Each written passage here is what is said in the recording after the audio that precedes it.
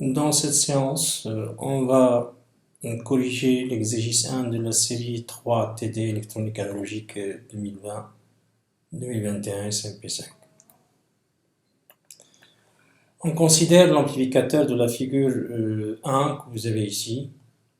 On donne le paramètre PT égale 100, R0 qui est égal à la distance RCE égale l'infini, CPi 19,3 picofarad, CMU 0,5 picofarad, VCC 15, VBE 0,7 et VT à température ambiante de l'ordre de 25 millivolts. On demande dans la première question d'estimer la fréquence de coupure basse FL de l'amplificateur en utilisant la méthode des constantes de temps. On suppose que C1 et C2 sont des courts-circuits, ça veut dire C1 égale à C2 égale l'infini. On demande de déterminer la fonction transfert T de J oméga égale à V0 de J oméga sur Vs de J oméga. La fonction transfert, tension de sortie sur tension d'entrée. Tracer le diagramme de bord de cette fonction transfert, en déduire la fréquence de coupure à 3 dB ou à moins 3 dB. Donc ici, quelle est la nature du filtre de fonction transfert T de J oméga. Estimer dans la troisième question la fréquence de coupure haute de l'amplificateur en utilisant les deux méthodes, la méthode de Miller et la méthode des constantes de temps en circuit ouvert. Avant de déterminer la fréquence ici FL, on a besoin du modèle en dynamique basse fréquence de l'amplificateur, donc des paramètres RP et R0. R0 étant l'infini, donc on devrait calculer d'abord RP. Et on sait que RP est en fonction du courant IC de polarisation, donc du transistor. Donc il faut d'abord établir le schéma dynamique de l'amplificateur pour pouvoir calculer d'abord le courant collecteur, RP, et déduire le schéma en dynamique basse fréquence de l'amplificateur. Le schéma statique est obtenu en remplaçant les capacités par des circuits ouverts, ce qui permet de nous donner le schéma usuel de polarisation par pan. Donc le point ici est en orange, ici. Et par application théorème Thevenin, on l'a fait maintes fois, donc on peut montrer que on peut passer de ce schéma par pan à un schéma de Thevenin équivalent ici, VT-RT. Donc VT, il est donné par R2 sur, en fait, c'est plutôt R1 sur R2 plus R1 fois VCC, et c'est du 22 sur 22 plus 68 multiplié par 15 volts, et donc ça vous donnera un 3,667 volts. Alors la tension, en fait la résistance RT, c'est l'inverse, donc c'est 1 sur R1 plus 1 sur R2, le tout à la puissance moins 1, et donc c'est 1 sur 22 plus 1 sur 68 moins 1 kilo-ohm est de l'ordre de 16,62 kilo-ohm. Donc, pour pouvoir déterminer le IC, on va supposer un mode de fonctionnement pour le transistor. Donc, on suppose que ce transistor Q est en mode actif normal direct. Donc, Q mode actif normal direct. Dans ce cas-là, vous avez automatiquement ici, IC, c'est un bêta IB. Et en utilisant la maille M, donc on peut écrire moins VT plus RTIC sur bêta plus VBE plus RE IE égale à 0. Or, IE sensiblement égal à IC puisque bêta est très grand par rapport à 1, c'est un 100. Donc on peut écrire d'où vous avez Le IC, c'est VT moins VBE sur R Thévenin sur bêta plus RE. Donc VT, c'est 3,667 moins 0,7 volts. Sur RT, donc c'est un 16,62 kg. Divisé par bêta égale à 100 plus RE, c'est 1 kg. Le tout en milliampères. Et donc le IC, c'est à peu près 2,54 milliampères. Maintenant, en utilisant la maille M1, on devrait calculer le VCE pour justifier qu'on a un mode normal actif direct. Donc pour le VCE, on aura ici moins RE IE, moins VCE, moins RC IC, plus VCC, vous avez ici VCC, donc égal à 0. Donc IE, plutôt VCE, IE en fait ici sensiblement égal à IC, avec la même condition bêta supérieure à 1. Donc on peut écrire plutôt VCE sensiblement égal à VCC moins la somme des résistances, donc RC plus RE multiplié par IC, et donc ça c'est 15, moins la somme des résistances en fait 1 kg plus 2, donc c'est un 3,2 kg, fois la valeur en milli du courant, c'est un 2,544, donc ici le tout volt, et donc c'est ça à peu près ici un 6,86. On a bien sûr ici VCE supérieur à VBE, le mode de fonctionnement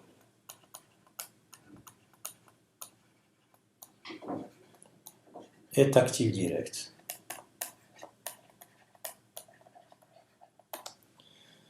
Donc ainsi, on peut déterminer la résistance RP, d'où, donc en modèle dynamique, le RP égale à bêta fois VT sur IC, et donc c'est un 100 fois 25 divisé par IC de l'ordre de 2,544, ici les milli vont simplifier, et donc ici ohm, et donc la quantité à peu près égale à 982,7 ohms. Donc le RP étant déterminé, on peut établir maintenant le schéma en basse fréquence de l'amplificateur. Donc le schéma en basse fréquence de l'amplificateur est représenté ainsi. Donc ici, on doit tenir compte des capacités C1, C2 et CE. On ne va pas les remplacer par des fils. Donc en dynamique, on va remplacer VCC par une basse, et le transistor, on va le remplacer par son schéma équivalent en petits signaux. Donc normalement, en fait ici, pour la fréquence basse FL, donc c'est la fréquence associée à C1 plus la fréquence associée à C2 plus la fréquence associée à CE.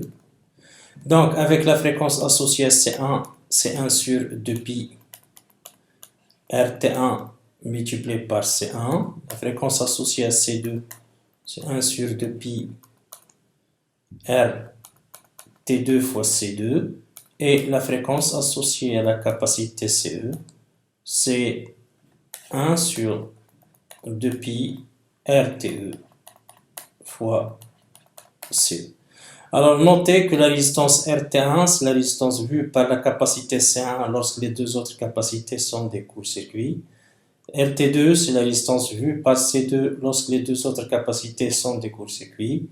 Et finalement, le RTE, c'est la résistance vue par CE lorsque les deux autres capacités C1 et C2 sont des courts-circuits. Ainsi, on va essayer de déterminer maintenant RT1, RT2 et RTE.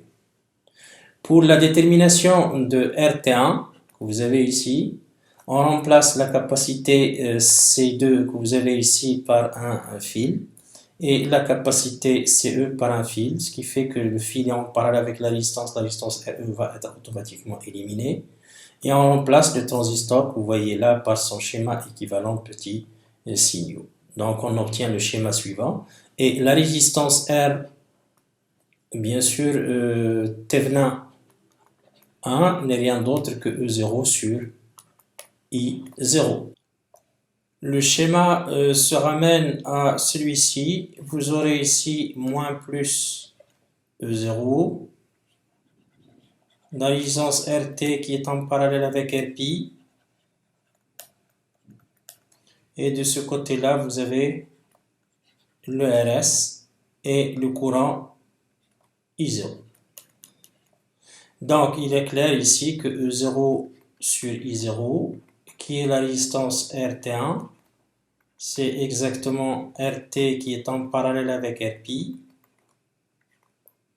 plus RS, égale à RT qui est en parallèle avec RP, donc c'est un 16,62 kg en parallèle avec le RP, donc un 0,9827 kg plus 0,5 le tout kilo. Et donc ça c'est sensiblement égal à 1,428 kilo-ohm. Pour la détermination de RT2, on remplace C2 par un générateur E0 qui débite un courant I0. La capacité C1 a été remplacée ici par un fil et la capacité CE également par un fil. Donc le fil étant parallèle avec RE, la résistance RE étant éliminée. Maintenant, essayons d'écrire la loi des mailles. Donc ici, selon la maille M, vous avez ici. Donc selon la maille M, vous avez ici plus RS en parallèle avec RT. Vous avez ici fois IB et plus RP fois IB égale à 0. Ça implique que IB égale à 0. Alors si IB égale à 0, je vais éliminer bien sûr le générateur qui est ici et le circuit va se ramener à celui-ci. Donc la résistance E0 sur I0 qui est égale à la résistance RT2 va se réduire tout simplement à RC plus RL. RC c'est un 2,2 plus RL c'est 10, le tout ici kilo, et donc c'est un 12,2 kg. Pour la détermination de RTE, ou la résistance vue par la capacité CE, on élimine la capacité CE, les deux autres capacités C1 et C2 sont des courts-circuits, bien entendu la tension VS à l'entrée étant nulle, et on va essayer de calculer E0 sur I0. Donc RTE, c'est E0 sur I0. Or, le I0 donnera le courant qui passe ici, plus le courant qui passe dans la résistance, plus le courant que vous avez ici. Donc, je peux calculer I0. C'est le courant moins bêta IB. Alors, plus E0 sur RE, c'est le courant qui traverse la résistance RE, moins IB.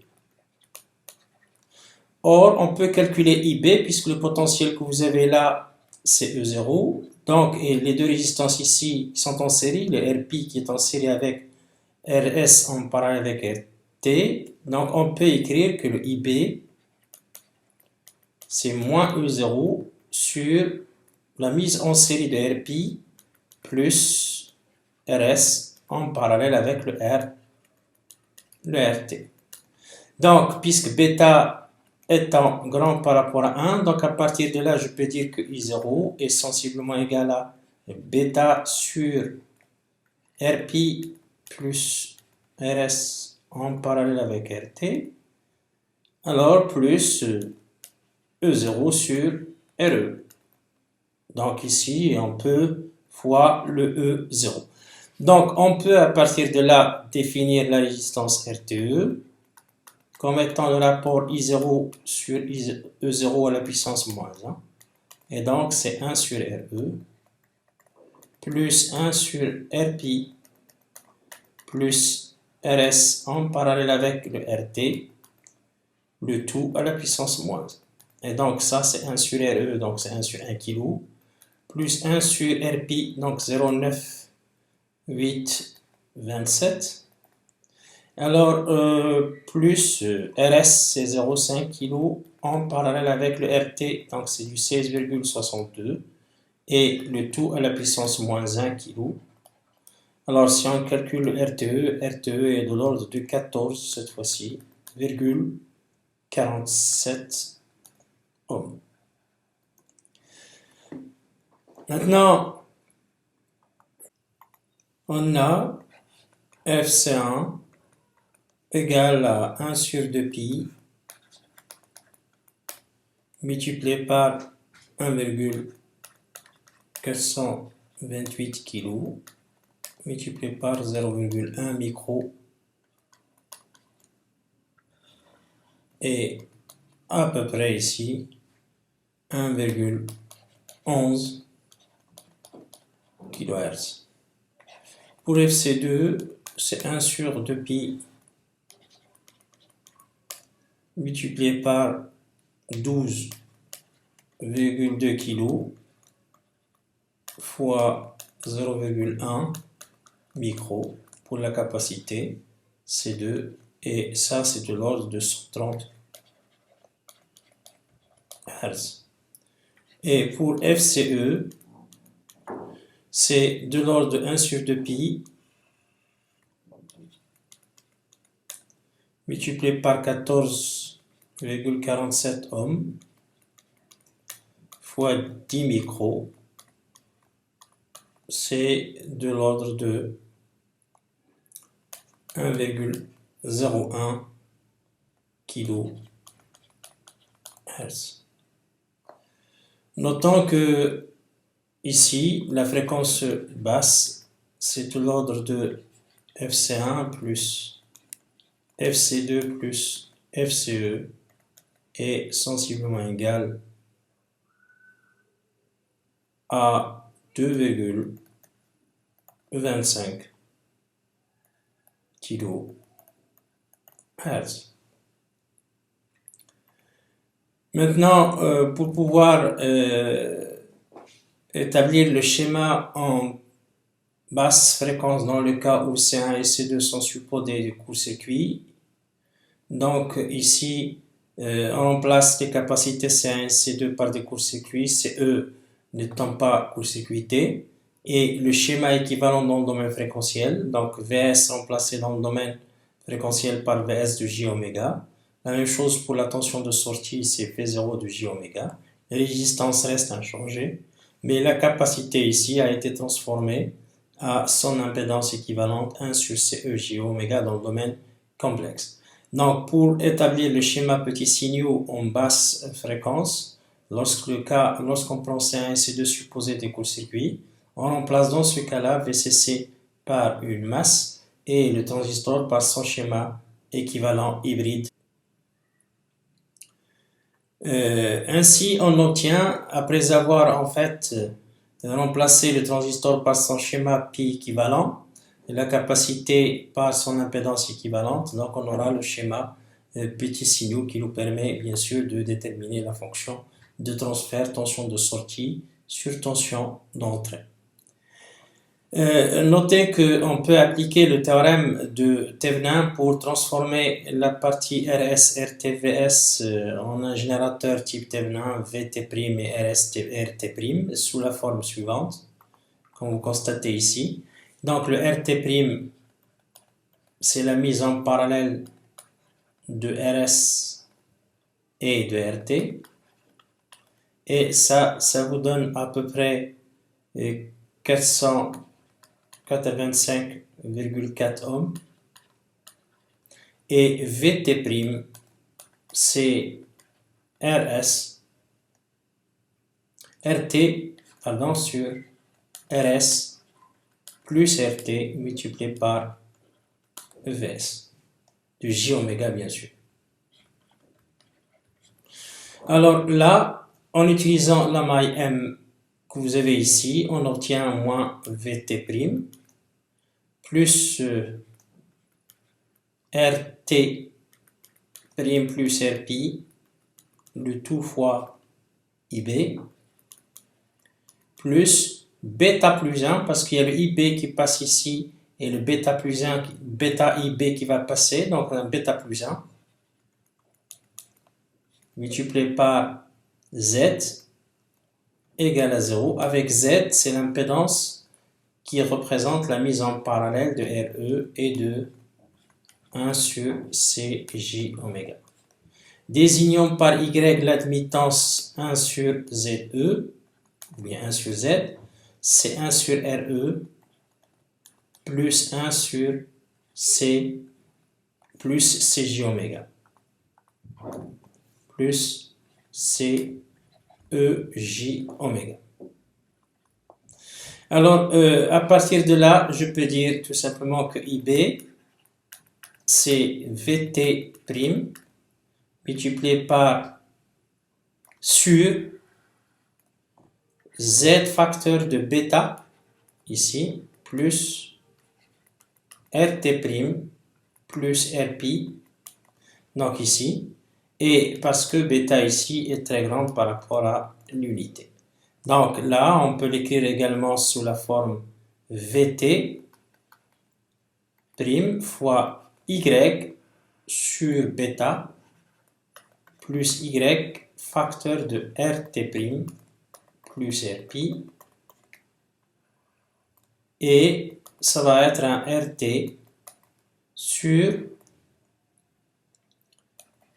RT plus RS fois VS, facteur de 1 sur RE plus CE J oméga, le tout sur, là ça va être un bêta plus RT' plus RP sur RE plus RT' plus RP fois CE J oméga. Donc vous avez le IB sous cette forme. Donc là, la tension de sortie V0 de J oméga, V0 de J oméga, c'est moins bêta IB, que vous voyez là, moins bêta IB fois la mise en parallèle de RL et de RC. Donc RL en parallèle avec le RC. Donc j'aurai ici un moins bêta RL en parallèle avec RC, multiplié par RT sur RT plus RS, multiplié par ici, la quantité qui est ici, je vais sortir le 1 sur RE ici, donc là, donc j'aurai 1 sur bêta RE plus RP plus RT', facteur de 1 plus RE CE J oméga, et en bas vous aurez bêta, en fait 1 plus RP plus RT' sur bêta RE plus RP plus RT'. Le tout fois CE J fois VS. Donc, la fonction transfert T de J oméga peut s'écrire comme T0 multiplié par 1 plus J oméga sur oméga 1 sur 1 plus J oméga sur oméga 0. Avec T de 0, c'est moins bêta RL en parallèle avec le RC, fois RT sur RT plus RS 1 sur bêta RE plus RP plus RT'. Donc, toute application numérique faite, on aura moins 1,725.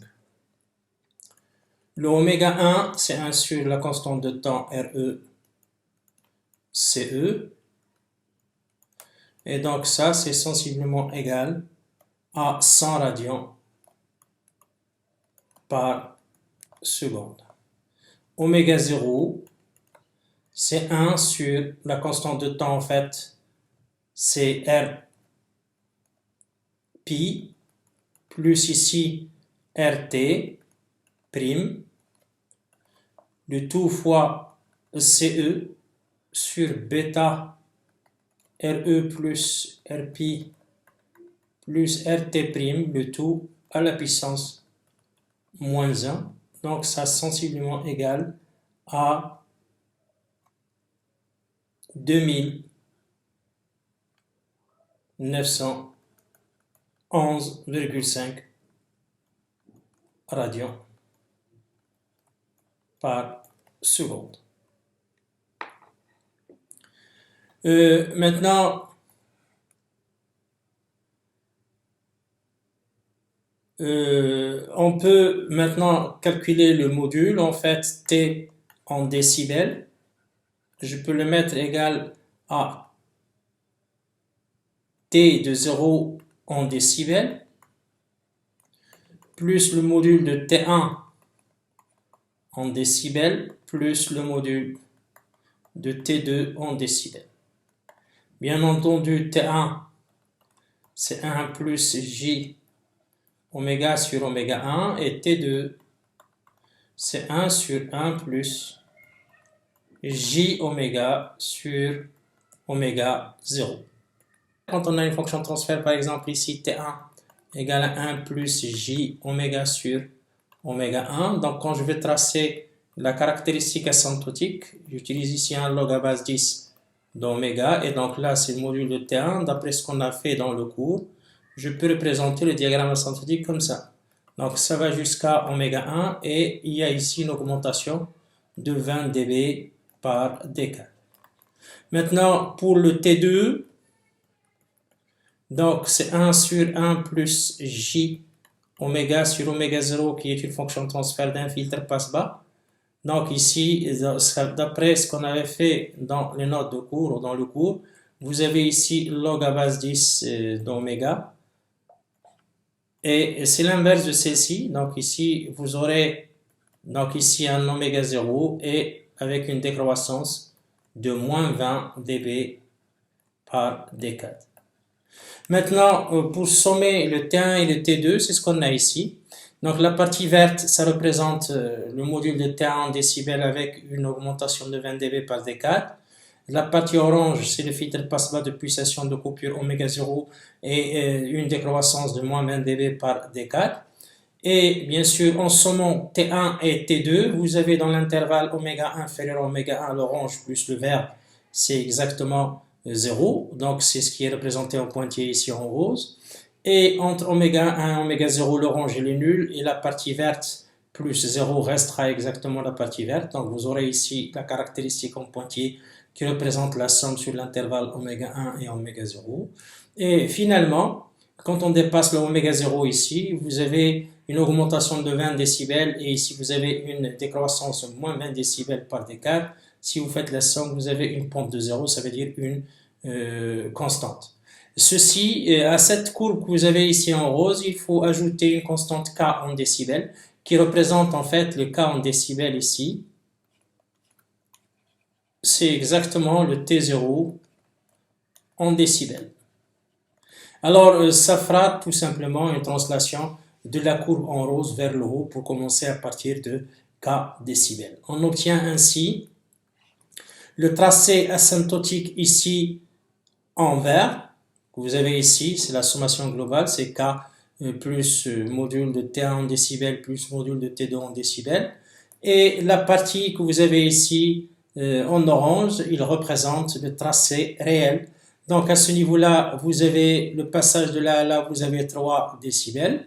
Et ici, vous avez une diminution de 3 décibels, ce qui fait que la fréquence à 3 dB ou bien à moins 3 dB, c'est tout simplement la pulsation oméga 0 que vous avez ici divisé par 2pi. Et celle-ci, ça vous donnera à peu près ici, pour la fréquence à 3 dB, c'est 1,1 kg.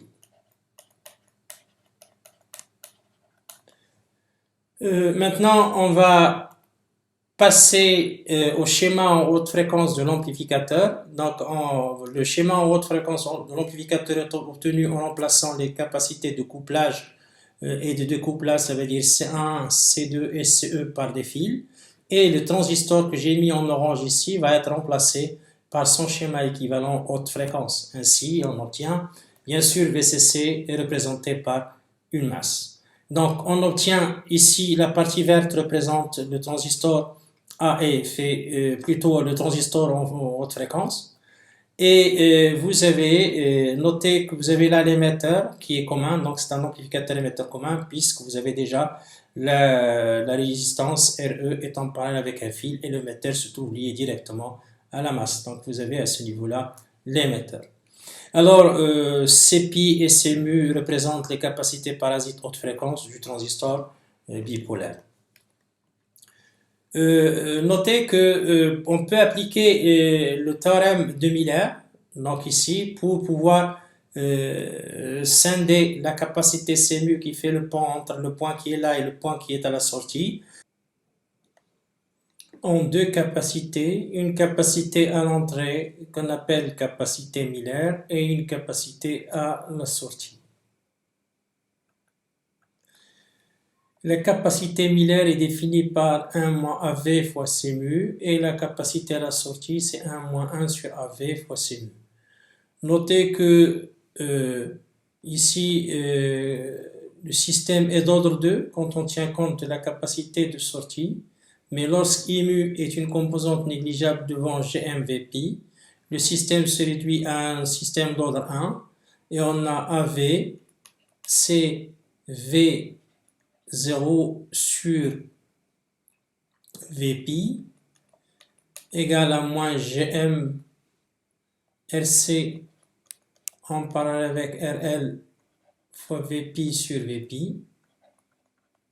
Et donc c'est un moins Gm RC en parallèle avec RL. La capacité Miller Cm est donc 1 moins AV fois Cmu, donc c'est 1 plus Gm RC en parallèle avec RL, de tout fois Cmu. La capacité à l'entrée CE, c'est Cpi plus Cm, ce qui fait que la fréquence haute est sensiblement égale à 1 sur 2pi, R thévenin multiplié par CE avec R thévenin, c'est résistance équivalente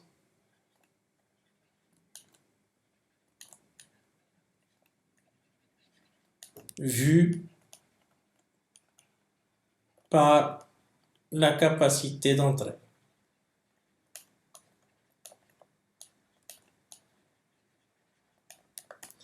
Notez que pour trouver le R thévenin, on éteint Vs, on élimine la capacité d'entrée qui est égale à Cpi plus Cm et on remplace par un générateur qui débite un courant. On obtient donc E0 qui débite I0 et on aura le R TH.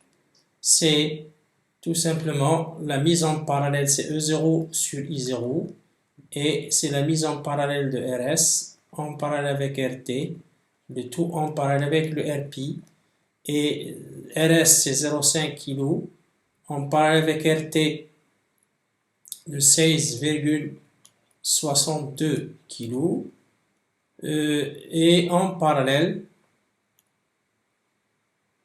avec RP c'est 0,1 9, 8, 27 kg, le tout ici en kg. Et donc, c'est à peu près, donc pour la résistance RT, c'est 325 ohms.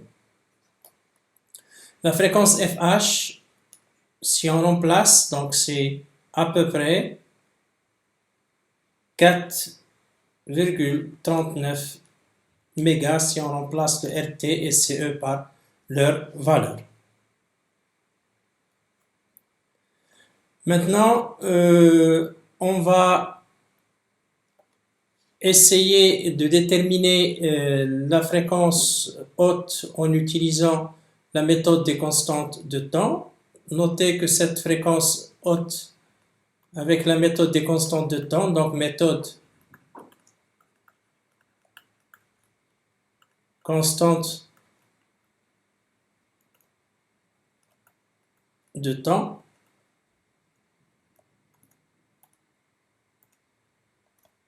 alors avec la méthode des constantes de temps, je peux dire que la fréquence haute c'est 1 sur 2pi multiplié par taux h, avec taux h c'est la capacité associée à la capacité Cpi, plus la constante de temps associée à la capacité, bien sûr, C mu. Alors, taux, pi ici, c'est la résistance de Thevenin pi multiplié par Cpi, et taux mu, c'est la résistance de Thevenin vue par la capacité C mu lorsque l'autre capacité est un circuit ouvert, mu multiplié par C mu. Donc, pour pouvoir déterminer la fréquence haute moyennant la constante de temps, il faut déterminer les constantes de temps associées à chaque capacité, que ce soit Cpi ou bien C mu. Pour la détermination de R Thevenin pi, donc on éteint la source Vs et puis on élimine la capacité Cpi, on la remplace par un générateur E0 qui débite un courant I0 et on remplace la capacité que vous avez ici qui est C mu, on la remplace par un circuit ouvert. Donc, ce qui fait que directement à partir de l'entrée qu'on a ici, on a le RT qui est en parallèle avec RS, le tout en parallèle avec RP. Donc, je peux dire que R Thevenin pi, c'est E0 sur I0, et donc c'est 1 sur Rpi plus 1 sur RT plus 1 sur RS, le tout à la puissance moins 1. Et donc, ça, c'est à peu près, donc ici, 325 ohms. Maintenant, le taux pi, c'est R Thevenin pi fois Cpi. Et donc, ça vous donnera un 325 multiplié par 19,3 pico, 10 puissance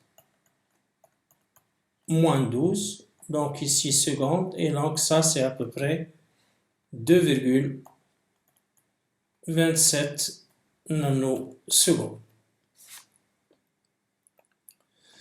Pour la détermination de R Thevenin mu, donc on remplace la capacité C mu par un générateur E0 qui débite le courant I0, et ici la capacité Cpi est un circuit ouvert. Alors, moyennant la maille que vous avez ici, donc en écrivant les lois de maille, pour la maille M, donc on peut écrire, donc ici vous avez les deux qui sont en parallèle, donc c'est un RC en parallèle avec RL, mais traversé ici par le courant d'abord I0 auquel je vais ajouter Gm Vpi, parce que il y a le courant I0 qui passe par là et le Gm Vpi, donc c'est la somme des courants qui rentrent dans la résistance RC en parallèle avec RL, plus moins E0, plus RS en parallèle. Donc ici, moins E0 plus RS en parallèle avec RT, le tout en parallèle avec Rpi, fois I0. Donc ici, Vp, je vais le remplacer par sa valeur. C'est la tension, donc c'est un RS en parallèle avec RT en parallèle avec RP fois I0. Donc on aura ici E0, donc tout ça égale à 0 ici, pardon. Donc ici, E0 sur I0, c'est la résistance R Thévenin vue par la capacité C mu, et donc égale à RC en part avec RL, facteur de 1 plus GM, RS en parallèle avec RT, en parallèle avec RP, plus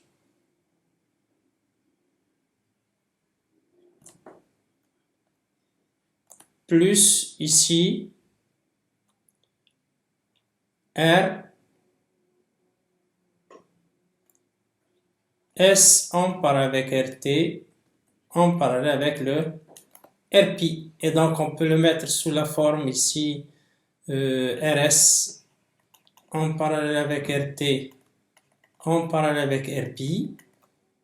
Alors le tout facteur de 1 plus GM RC en parallèle avec RL plus ici RSC en parallèle avec RL.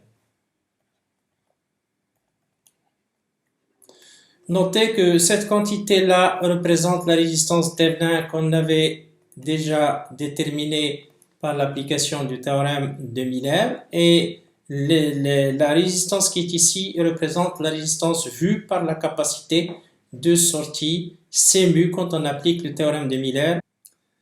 Donc cette résistance R Thévenin mu est de l'ordre de ici 61,76 kOhm, et taux mu qui est égal à R Thévenin mu multiplié par C mu, c'est de l'ordre de 30,88 nanosecondes. Donc la fréquence haute, à partir de là, on peut la déterminer. Donc F haute, c'est 1 sur 2pi multiplié par taux, bien sûr, H. Et donc c'est 1 sur 2pi, facteur de la somme des deux constantes de temps, c'est 2,27 nano plus 30,88 nano. Donc ici 10 puissance moins 9 Hz. Et donc ça c'est à peu près donc 4,8 MHz. Donc ainsi prend fin la solution de l'exercice 1 de la série 3 TD. Donc la prochaine fois on va entamer la solution de l'exercice 2 et également de l'exercice 3.